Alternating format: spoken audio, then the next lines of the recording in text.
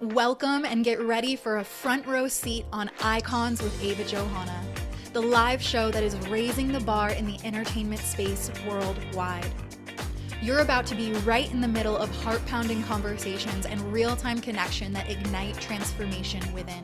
Our global live show stars the industry's powerhouses, visionaries, and cultural icons. Together, we'll walk the path of legendary entrepreneurs, influential business moguls, celebrities, and iconic brand architects. Join the conversation, seize the opportunity to engage directly with icons of their industries, and immerse yourself in an unparalleled learning experience. Icons isn't just a show. It's an opportunity to step into the minds and hearts of industry leaders and run with their advice. So grab your popcorn because this is the space where icons are born.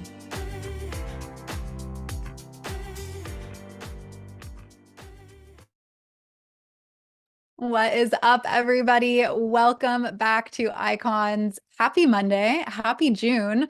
I am so beyond excited to be kicking off June, but also this week with a dear friend of mine, but also such a powerful conversation around exploring living an alcohol-free life. So we have none other than Gen Stoney here on the podcast today with us. She is a sober mentor, and I feel so grateful because Jen and I actually met almost a year ago, a little bit under a year ago in Palm Beach at the Rich Queen event. And Jen, I mean, you just light up a room. I was so grateful to connect with you there and to kickstart a friendship. And then we got to meet again in Orlando for Cynthia Stance event. And I just have felt so grateful getting to know you and also really look at you as an expander, because it wasn't until I met you that I started seriously considering living a sober, curious, alcohol-free lifestyle. And before that, I had kind of dabbled in and out of it, but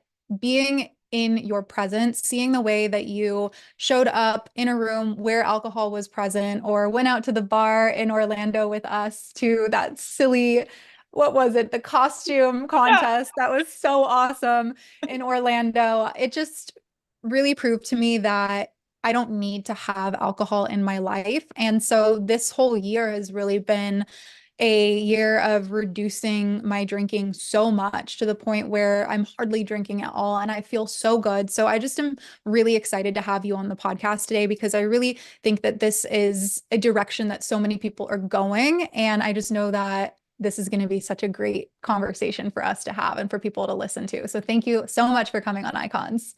Yes, thank you for having me. And I love that you shared that with me because, it's things that we don't think about.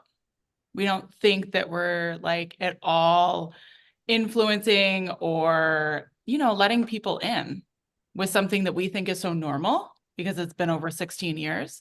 But I love your share, and thank you so much for having me on. This is beautiful, and I can't wait for the conversation to unfold. Yes, me freaking too. Okay, so let's just take people back to the beginning of your journey and really your inspiration for transitioning into sobriety, and then getting to the point where deciding, hey, this is something that I want to help other people with, because I feel like sobriety is a very personal journey, but it also is so deeply connected to community, because the people that are around you are such a massive influence on how you show up in the world, right? We are the sum of the 5 people we surround ourselves with. So I'm so curious, like, what that transition was for you, and why you decided to begin this journey. I love that. And also, I just want to note, I really feel that the opposite of addiction is connection. And so, we use alcohol to numb ourselves so that we can be ourselves around others a lot of times, or just numb out those noise in our head. And it disconnects us. It puts that wall up. It doesn't allow us to truly get to know somebody's authentic self. And so when we remove that substance, we actually get to know people, but it also is pretty uncomfortable at first. So if you go back to the beginning of my journey, I was a hot mess express. Like, there's no like, and I feel so privileged that I got to get sober. Not everybody, because I attempted sobriety several times by isolating. So I would isolate myself, dive into work, dive into school, and I would get like success and validation. And that would be like my fuel. And then I would get a little bored and I would be like, you know what? I deserve to hang out with girlfriends. I've earned this. I've been sober enough. Or I would stay sober for 30 days to prove something to somebody else and get somebody off my back, which is a very common thing that people will do with an alcohol use disorder. They'll prove to a loved one, prove to a friend, see, I don't have a problem. I was able to stay sober for 30 days. I'm fine. And then it lets it go away. And then I can rev it back up. And so I did this countless times. And if you look at my background, I was arrested 3 times. I worked at a strip club as a cocktail waitress so I could drink and then also get validation from men and make money. And you attempted suicide in the psychiatric ER. There's sexual trauma in my past. So to somebody who looked at really what was going on, because on the outside, it looked like it wasn't as bad, if that makes any sense. But if you Mhm. actually looked like inside, I was dead inside. And so once I met my husband, I realized I was like, oh my God, if he sees me drink, I'm going to lose him. And so I got sober for a man. 6 months later, I stayed sober for myself and my life became amazing. And so it's like, no, you can't stay sober for another person, but it can definitely be something that can propel and allow for you to see, do you want this? Mm. Can you talk about that decision of staying sober for yourself and what that felt like? Because I can totally resonate with like choosing to not drink for somebody else. And it's a totally different feeling when you are choosing to not drink for yourself. But I'd love like to hear just like what that flip was for you. The flip was it came to about 6 months and I was close to getting off probation. And so I had made a lot of girlfriends in sobriety. I had done a lot of work on myself. I had made some really challenging decisions that were based off of me staying sober. And so, while, like we know in life, when we are embracing a new lifestyle, when you make these decisions, and it might seem small at the time, and you say, okay, I'm not going to go and be a part of a wedding party that's going to be like immersed in alcohol. That's not a good choice. I know they're not going to be supportive. I'm going to step out of that. Or, hey, I'm going to be in this wedding, but I'm going to make sure to go to my hotel room at 10:30, 11, and I'm going to have 20 women on call and all of them know I'm at this party. All of them know. So little by little, as I made these decisions, or I'm going to step away this toxic job, because here's the thing, sobriety is about emotional sobriety as well.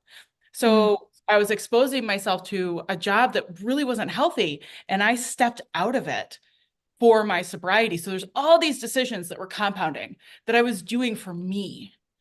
And so when it got to the point where I could have, and I had people who were like, hey, let us know when you get off probation so we can celebrate and drink. I had those offers, you know? So like I get to the point and I'm just like, I don't want to drink. And for that matter, it's a risk. If I drink, I could lose all that I built.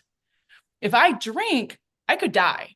If I drink, I could kill somebody while drunk driving. Like there were all the things that I had been so honest with myself for the first time in my life that I was like, holy shit, look at what I'm building and look at where it's going. Why would I let a substance into my life right now? Like I'm just getting started. And mm, it was just like priceless. And I look back at my family history, I knew where drugs and alcohol would take me. And I knew where it was going to go. So it was just like it came to a point where I was just so honest with myself. And I was like, enough's enough. You know, I also moved out of my parents' house. My dad started drinking again. They went through a hard financial time of people embezzling from his company. And things weren't good at home. And I was like, I need to stay sober. I'm going to move out. And I didn't know where I was going to live. I was making $500 a month. And I was like, you know what? It'll work out. I'll find somewhere to live. My boyfriend was like, Jen, where are you going to live? I was like, I don't know, but God's going to be with me. And if I stay sober and I do the next right thing, it'll all work out. And it did. mm. So So good. Okay. I have There's so much to unpack with that. I have so many questions. All right. I first want to just like highlight one thing that you said, which is emotional sobriety. I feel like that is so big and something that I personally like did not really think about when I was with my ex-husband and I noticed my drinking was getting really bad and I was just being really nasty to him. I didn't realize or take into account the emotional toxicity that was happening in my life, whether it was from something happening externally or internally, what I was causing on my own. And so I think that that's such a big point for people to think about if you're listening to this is like it's not just about cutting alcohol, it's also about like evaluating areas of your life that are making you want to numb out or stressing you out or making you want to escape in some sort of way. So that's so good. I feel like that's like just like one little moment where I'm like, oh yeah, we have to think about that. I also love that you said that you had like your list of 20 girlfriends so that even when you were going to these events, you had people that knew that you were there. Can you talk about some of the things that have been really instrumental in those beginning stages, those beginning months, either for yourself or for the women that you support that just are kind of like fail proof or fail safe things to implement for anybody that's at the beginning of this journey? Yeah. And I also want to add, when it comes to sobriety nowadays, you don't need to have a problem to quit drinking. So I have people who come to work with me that want to taper back. So like you were saying, like it's like have one drink a week or one drink a month. It's like an alcohol-free life today isn't like, for me, I'm sober from drugs and alcohol. But my clients, they may just want to say, hey, I need to taper back or I need to whatever, to allow for them to have that emotional sobriety so they can make those really sound decisions that are going to impact them, right? So it's so different now. But what really helped me was one being having somebody that I could unpack the reason why I was drinking and really layer by layer go through the resentments, my past trauma, like unpacking all of that because there was a reason why I was picking up a drink to feel that I was safe and to feel, which sounds hilarious saying it out loud, to feel I was safe, right? Like I'm getting drunk to feel safe. But like I was because I didn't feel comfortable in my own skin. So what I had to learn to do is how to be uncomfortable in situations. So I had to really, so one thing that I want your listeners to hear here is to be intentional. So before going somewhere, to say, do I have an exit plan? So are you the driver? And if you're not the driver, can you Uber out of the situation? Also, the people who you're going to see, are they aware that you might leave at any time? And so a conversation like that could be like, hey, right now I'm not drinking, but I really want to come to your party. So I'm going to come, but I might leave early. I just want to let you know. I know you put like a lot of work into this party. And so if you see me leaving early, it has no reflection on you. It's just, I'm really desire to not drink. And so that's what might happen. So it's just, it's doing it in such a simple, clear way that isn't over explaining. You're not defending. And then that person knows, the host knows that it's no reflection on them. You didn't get enough, it's just, you just might leave early. Right. And so it's really good. And to this day, I still have an exit plan. Like I might leave early. So like I'm going to the beer Olympics at my friends like next weekend. And I'm coming late and I might leave early. And they're fine with that, right? But they still asked me to go. I went out, we did like a hockey mom's night out the other night. Like I was the DD and I loved it. And they're like, Jen, this was so awesome. And I was like, well, you guys all just made like a DD friend. Like I'm more than happy to be the driver. And it's fun, right? Also bringing non-alcoholic beverages wherever you go. And I still do that to the day. When I don't go somewhere expecting somebody to cater to me. Mm-hmm. And even if they say they have something, I still have something in my car because it may not be what I like. And so I'm not going to so I always set myself up for success in the way of there's an exit plan, there's supports I can call. Because here's the thing, after 16 years of continuous sobriety, there are times, this last year has not been an easy year for me. There's been a lot of growth. And so I make sure to have my team around me of spiritual advisors, coaches, therapists. So there's a constant like support system that I have in my life so that when I have the option to go somewhere, I go, am I spiritually grounded enough to go to that place? There are some people that I say no to going to hang out with them because I'm like, no, I'm not strong enough spiritually to be able to expose myself. And some people don't like it, and I don't care anymore. And so it's like really being unapologetic and knowing you may offend people and just knowing that that's their own stuff. It has nothing to do with you.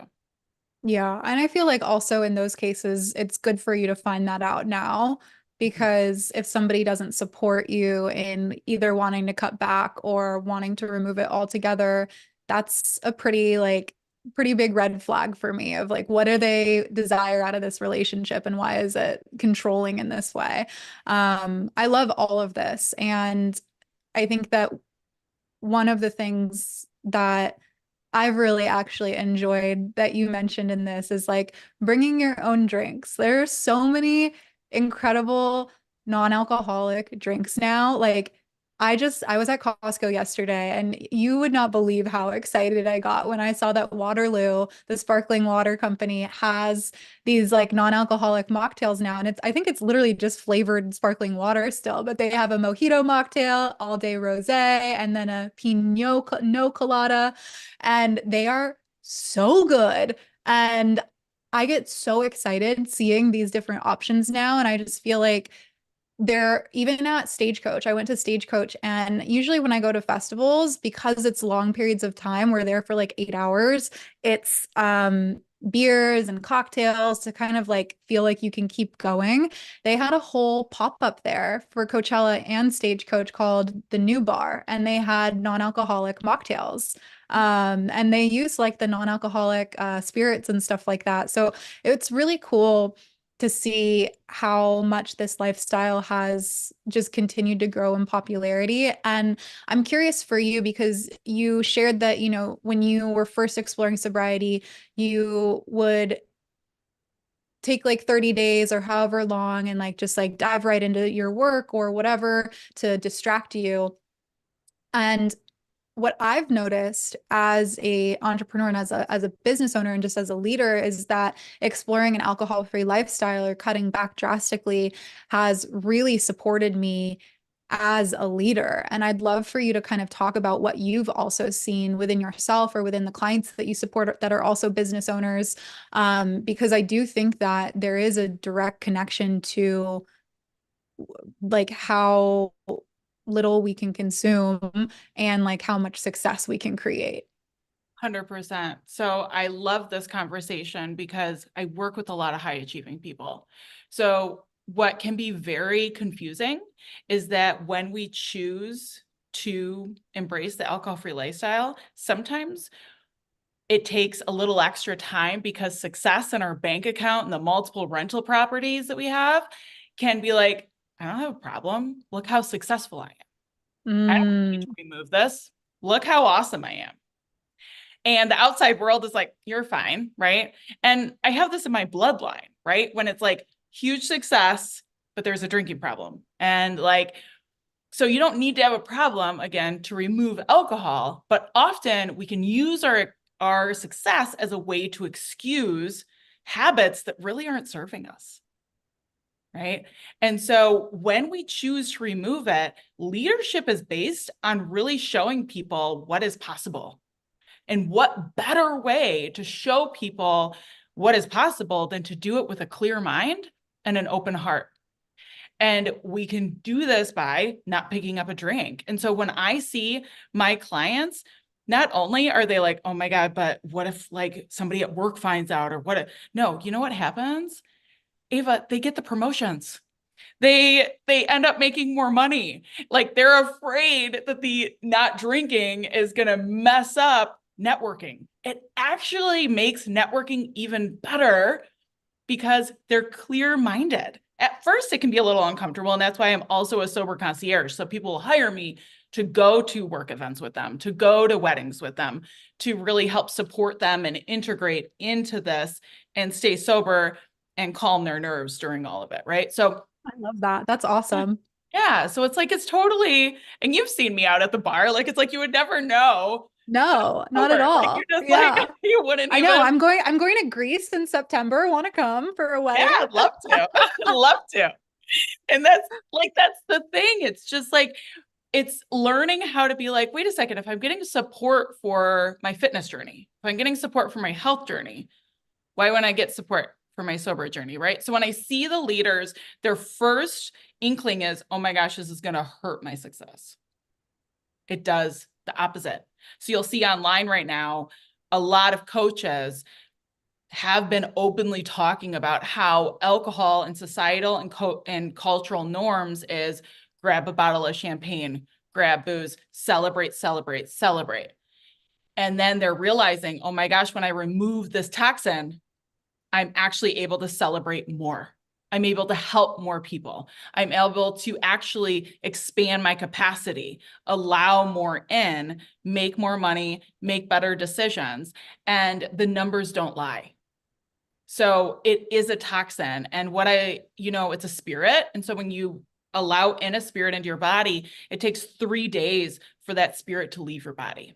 Wow. On the third day, that spirit, it's usually your body goes into like a depression mode. And so I have clients who are like, look, my mental health, I already have like struggles with. This is one thing I can remove. People going through perimenopause, menopause. Any doctor will say alcohol is going to harm your sleep. And if you're drinking during perimenopause or menopause, like it's going to impact you negatively. And so there's so many reasons now that they can still lead and be going through a transitional period. Removing alcohol is the first thing, foremost, that can really help you so you can be present and really propel yourself. You can quantum leap when you remove alcohol. It's like the hurdle that you didn't know was a hurdle because culturally it doesn't see that way. Yeah, 100%. I mean, in the chat right now on YouTube, Heather says, not drinking has given me more opportunities than when I was drinking. It's the best thing I ever did. I agree. I think about even my fitness journey. The last 2 years, I've been like really, really committed to going to the gym, strength training, eating healthy. And I was getting so frustrated towards the beginning of this year because I was like, why am I heavier? Okay, I know that I've put on muscle, so that makes sense. But why do I feel bloated? Why is my digestion messed up? Like, this is frustrating because I'm doing all the right things.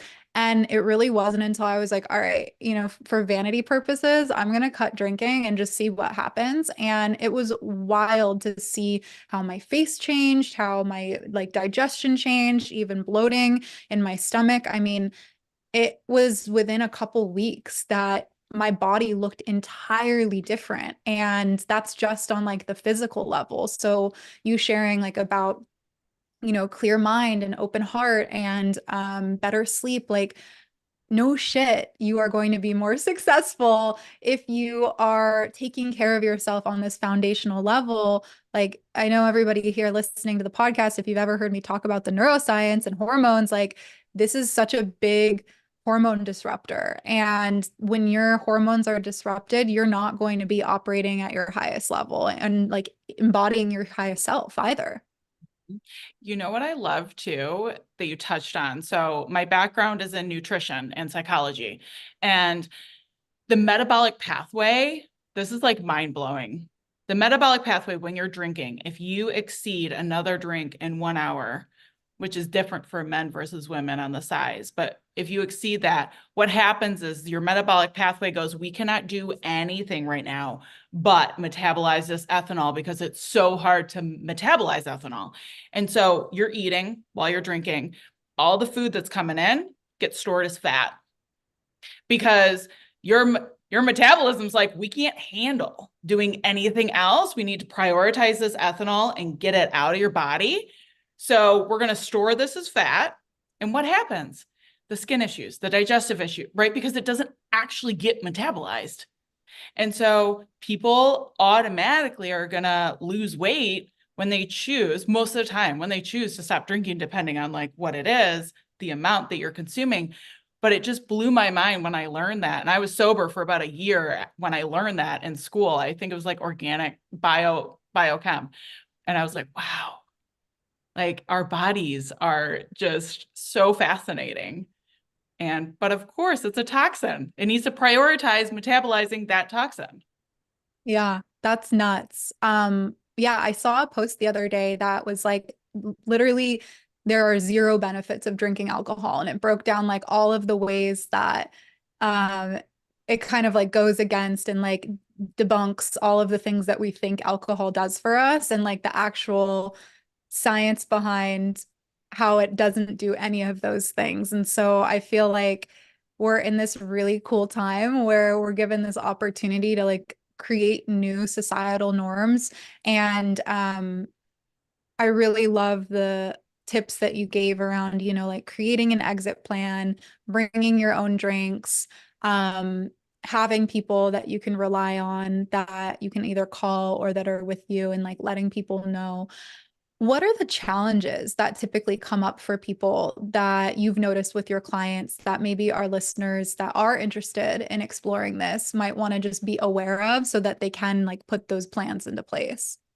Yeah, I would say one, the quicker that you can be transparent with people who like, so your five closest people around you, the less time you waste trying to like avoid that conversation, the easier it's going to be. And more than likely, most of those people, if not all of them, are going to be supportive. And the ones that aren't, you're going to learn quicker that they're not your people. Like it's Yeah. just, if you want to improve your life and improve your body, and they're not on board with that because it's an inconvenience for them, that's something to really like take in and say, why am I investing my time, my greatest asset, to connect with somebody who actually doesn't care about my health? So the quicker that you can have that conversation, because there's usually a lot of anxiety around that most of the time. And I've seen it play out where people wait and people who do it the quicker way. You can spend more time catapulting your success, having fun in sobriety by just having those. It takes like 3 minutes. It's not a long conversation. It's very simple, and sometimes the people end up joining in with you and they're like, oh, that actually makes total sense. Do you want help? Do you want me to do it with you? How can I help you? Would it help if I didn't drink at the party? Would it help? And then usually it's just like, wait a second, what? You actually want to do this with me? And they're like, yeah, I'd love to. So I'd say that's really one of the biggest things that comes up. The other thing is at work events or corporate events, they're so worried about people seeing that they're not drinking. So what I would say, and this is like worked for me all the time, get a cocktail glass or ask the bartender to put it in a cocktail glass. Get your Diet Coke, get your club soda, get water, and then put a lime or a lemon in there and put the little straw. Nobody will know. Nobody will know. And you don't need to like explain it. You don't need to whatever. And if they offer you like a shot, everyone's doing shots. No, I'm good. I'm good. You don't have to tell everybody you're not drinking. You can really just be nonchalant about it and nobody will know the difference. They really don't care. A lot of people think more people care than do, and people really don't. They don't care. Hmm. So it's just knowing that this is stay in your own lane, keep your own side of the street clean, and know that like you're doing this so that you can impact the world and your environment on a higher level. We I love take it this. back to that. We remember this isn't about you. This is about everybody that you're coming in contact with. Yes, your life is going to get better, but at the end of the day, this is about you being of service and you being able to help more people and you being a good, loving person. Because when you're sober, you're able to remember, oh, let me hold the door open. Oh, there's an older person coming in. Let me like hold their groceries for them. If you're drunk, you may not even see them or think to be helpful. So it's those little things that make such a big difference in our world today.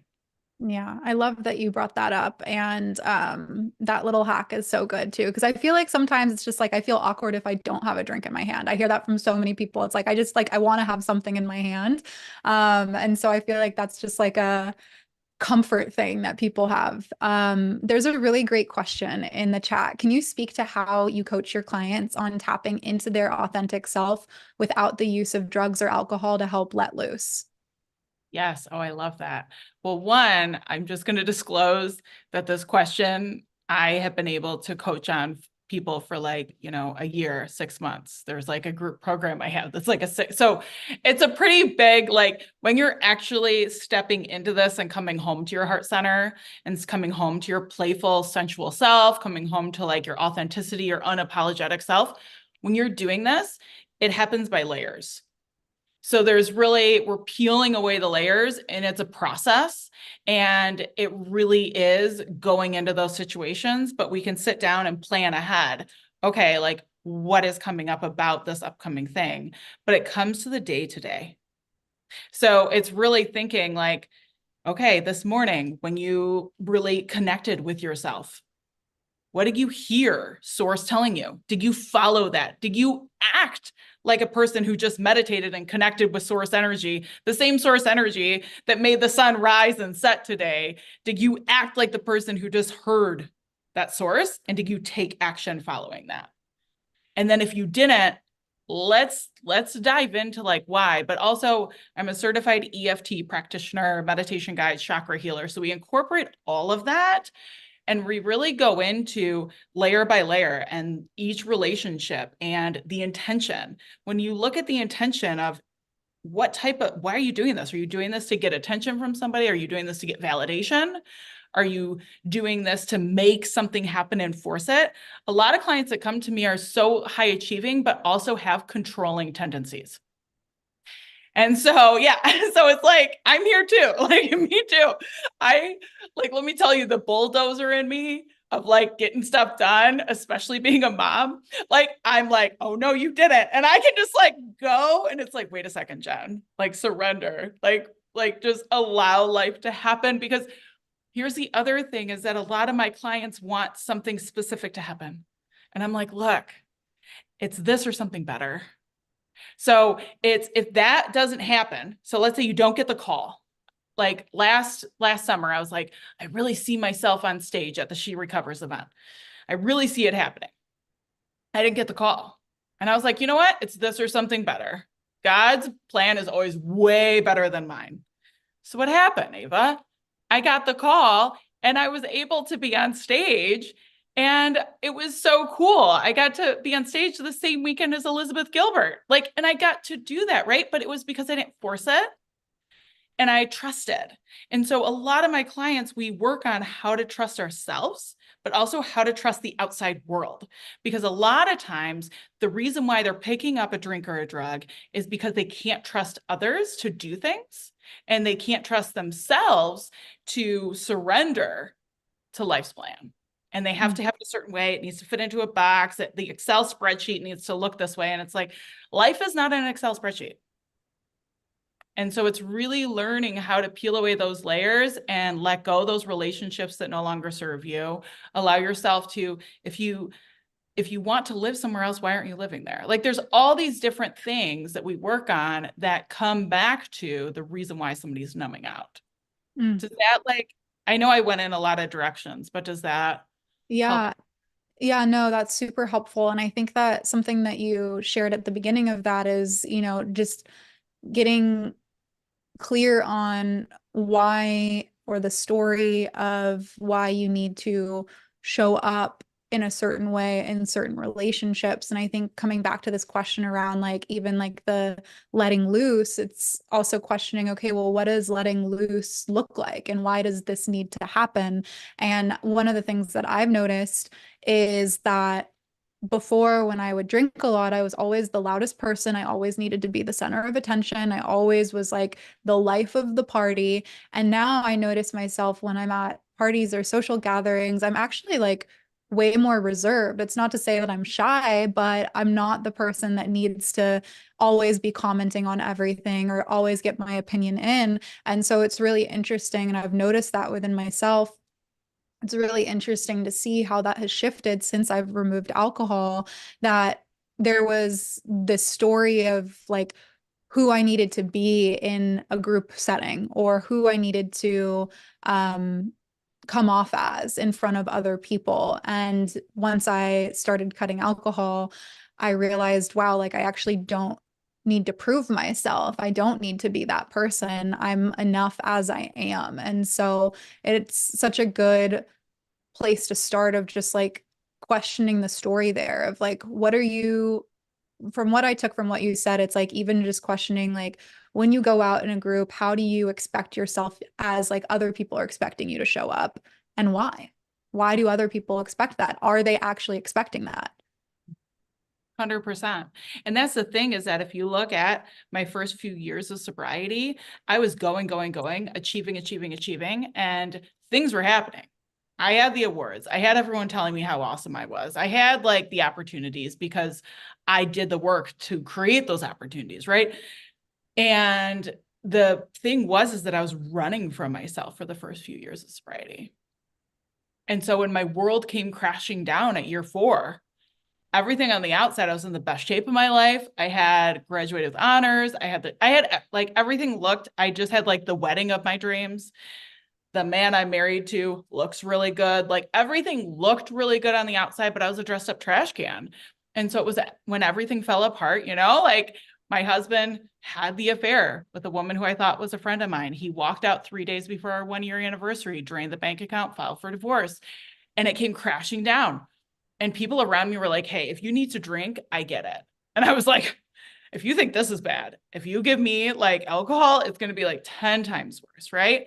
And so it was in that moment that I realized I fell to my knees and I was like, I need a miracle here. And so that's when I dove into metaphysics. That's when I found like A Course in Miracles. I found Marianne Williamson, Wayne Dyer, Deepak Chopra. Like I found all of those spiritual teachers and I just dropped to my knees and I was like, as long as I walk through this process sober and as a woman of grace and dignity, I know that I'll come out it as like the best version of myself because this is happening for me. It's not happening to me. And it did. It changed my life, but it was because I got uncomfortable and came back home to myself. So often we think, oh, you're sober, everything must be great.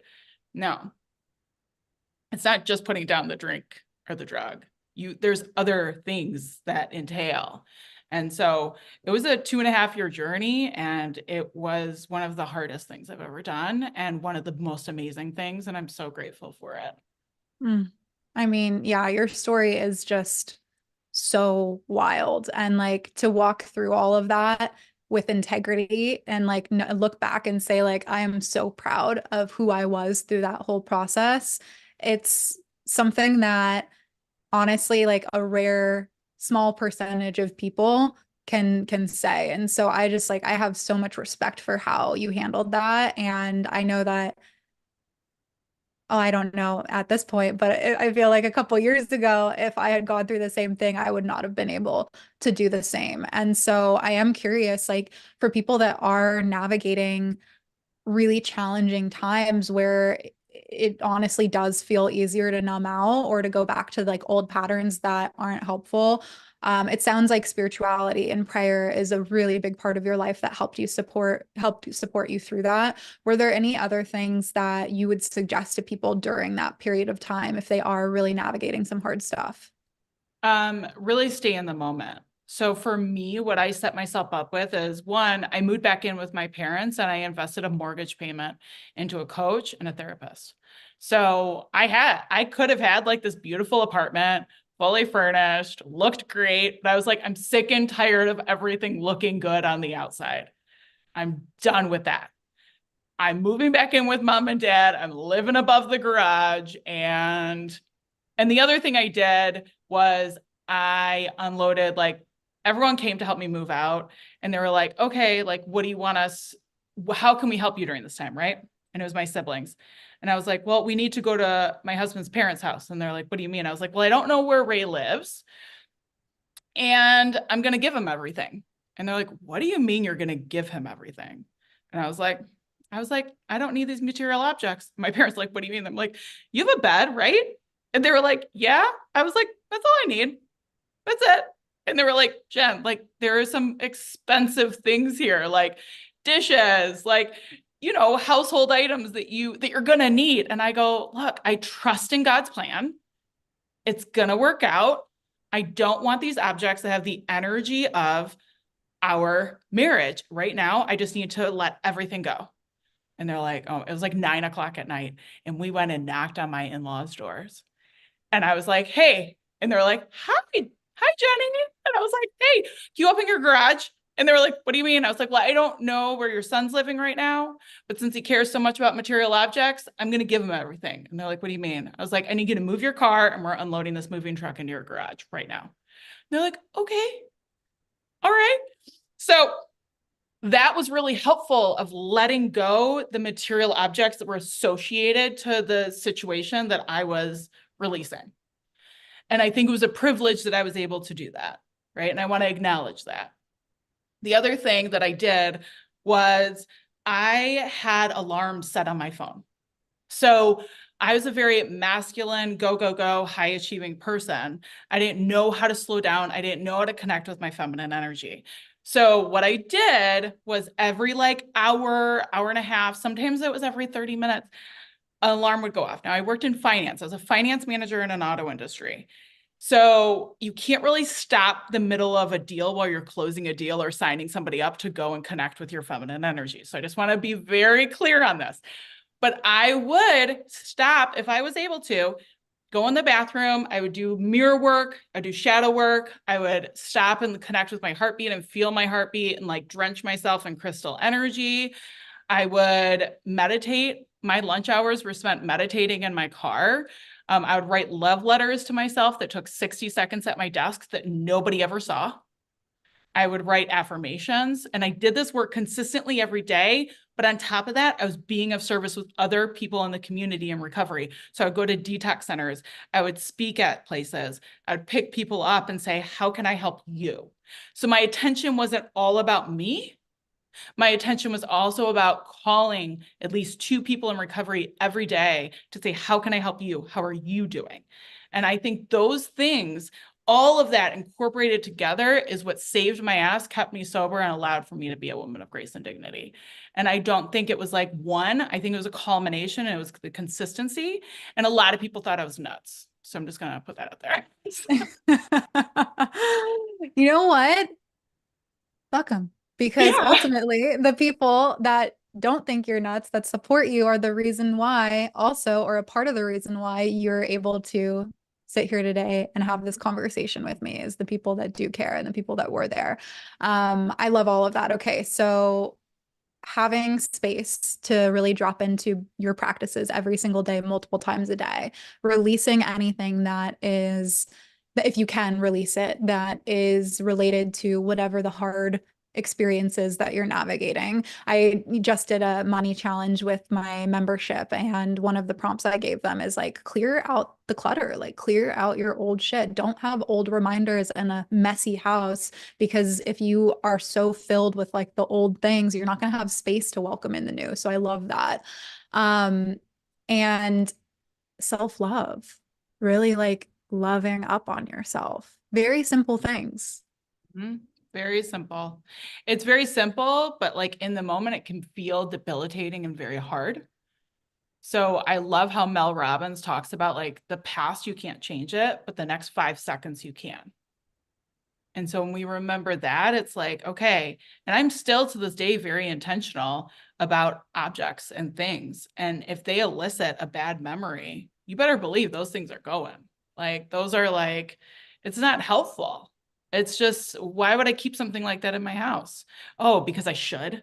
Like, oh, it's a family heirloom. Well, then I give it back to the person, or I give it to someone else in the family that like can treasure it, because maybe it's not for me, like it's being mindful about that and learning that your journey is your journey. It's not somebody else's. You shouldn't be forcing your journey on somebody else, right? We've all had those times where we like get into this mode and we're like, I want to share this with everybody. And it's like, if they want to know, they'll ask you. Yeah. Yeah. This is all so good. I love this. Okay. So you are also a part of our Vision Board Life Bundle, which for everybody that's here, or if you're watching the replay, it is closing tomorrow night, June 4th at midnight Central Standard Time. So definitely get in on it, because your alcohol-free lifestyle workshop is included. Can you share a little bit about what people can expect through the workshop? Yeah, so in the workshop, I go in depth, layer by layer, of things that you can do and tangible goals, while also explaining in depth different tools that I even explained on here, but it's 3 hours. So it's 3 days, it's 3 hours. And during this, I give you time to say, you should pause this, do this work, right? Like, and actually, because I want you to create a personalized plan that fits you.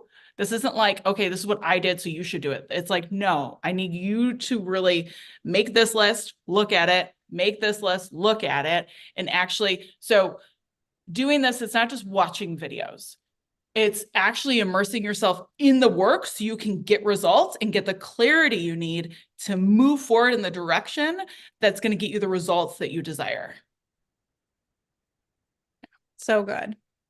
So Yeah. good. I am so excited personally to go through it because not only has this conversation been super valuable, but it's very much aligned with where I have been focusing my energy.